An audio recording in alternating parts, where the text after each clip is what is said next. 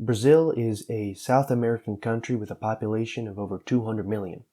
Over 156 million Brazilians are registered to vote in the upcoming 2022 elections, which will decide the future of this large country. While Brazil is a democracy, that may change soon. On October 2nd, 2022, Brazil will hold a general election to determine the next president, the makeup of the legislature, and perhaps the future of Brazilian democracy. The two leading candidates are both populists. On the one hand is the incumbent president, Jair Bolsonaro, a right-wing politician who has often been called a demagogue and has expressed admiration for military coups. On the other hand is the left-wing former president, Luiz da Silva, who was imprisoned for corruption but has had his conviction overturned for political bias. There are also some other candidates for president, but they're not really that important. Is Brazil a democracy? Brazil is a flawed democracy with a presidential system. The president of Brazil, like the president of the United States, is the head of the executive branch and the armed forces. After winning over half the popular vote in a first or second round election, the president serves a 4-year term. Brazil also has a legislature consisting of two houses, the Senate and the Chamber of Deputies, with senators serving 8 years and deputies 4. The judicial branch of Brazil is capped by the Supreme Federal Court, whose justices are nominated by the president and confirmed by the Senate. Brazil also has a powerful independent body of prosecutors called the Public Ministry, which plays a key role in politics. In order to understand the upcoming Brazilian election, you first have to understand the political history of Brazil. Democracy in Brazil has been fleeting and often flawed throughout history. When the country became independent from Portugal in 1822, it was a constitutional monarchy headed by an emperor. Between 1889 to 1930, the country was a corrupt democracy. From then until 1945, Brazil was ruled by Getúlio Vargas, a populist, nationalist, and anti-communist dictator. After being thrown out by the military, Vargas returned to power in 1951, but committed suicide in the midst of another military coup in 1954. 10 years later, in 1964, the military overthrew a president belonging to the center-left Labour Party. The military continued to rule over Brazil for 21 years, thanks in part to support from the United States. The U.S. saw the military government as an ally against communism. With the economy going sour in the late 1970s, the Brazilian people turned against the military government, forcing it to permit the return of democracy. New elections were held, and in 1985, Brazilians elected a new president, Tancredo Neves.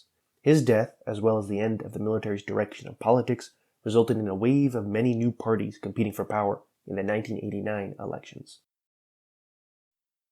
While losing the 1989 elections to the right-wing National Reconstruction Party, the left-wing union organizer turned politician Luiz da Silva was vaulted into prominence by winning second place at the head of his Workers' Party. Silva came in second again in 1994 and 1998, before finally winning his fourth presidential election in 2002. President Silva, nicknamed Lula, sought to help the Brazilian working class. He launched new ambitious social programs such as Zero Hunger, which halved child malnutrition, and Family Allowance, which marshaled government aid to poor families and decreased poverty in the country. Because the president of Brazil cannot run for a third consecutive term, Lula did not run again in 2010, instead handing the torch to his chief of staff, Dilma Rousseff. In 2014, federal judge Sergio Moro launched Operation Car Wash, a vast anti-corruption campaign which focused on powerful politicians.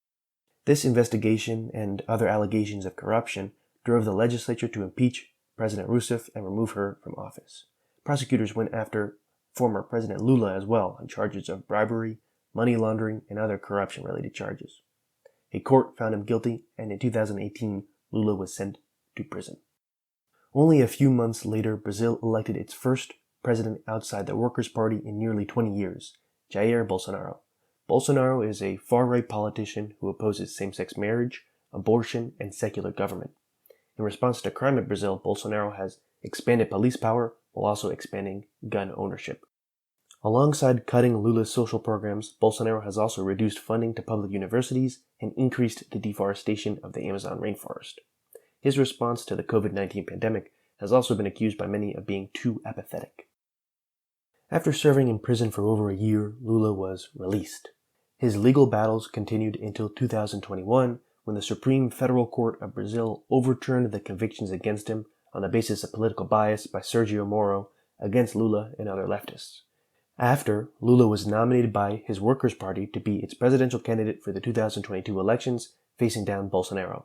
If re-elected, Lula promises to stop the deforestation of the Amazon and increase funds to Brazil's social welfare programs. Currently, Lula has secured more support than Bolsonaro in public opinion polls. President Bolsonaro, however, has contested Lula's lead by playing dirty. He has insisted that any result besides his victory would be caused by the electronic voting machines of Brazil being rigged. Bolsonaro has also praised various military coups throughout Latin America and has replaced the heads of Brazil's military. Brazilians and the rest of the world will soon find out whether Bolsonaro is full of hot air or if Brazil's 30 years of democracy will soon come to an end.